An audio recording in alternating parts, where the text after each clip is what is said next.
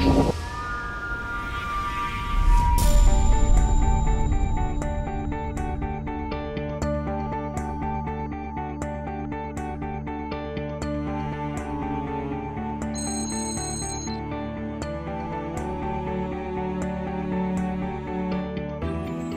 to install your Blazer CWL518 Flood Spot Light Bar onto a Jeep.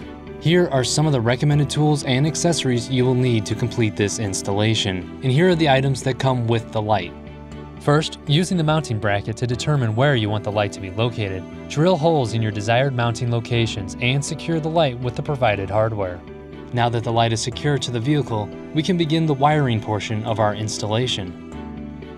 Begin by using a ring connector to attach the hot wire to the positive lead on the battery. Feed the other end of the hot wire from the battery to a 10 or 16 amp fuse. From the fuse, run the wire to the dashboard by drilling through the firewall in a logical location that will not interfere with engine operation. Protect the wire with a rubber grommet. Insert a switch into the dashboard and attach it to the hot wire from the battery. Next, run the hot wire from the switch back to the light, using a route that will not interfere with vehicle operation.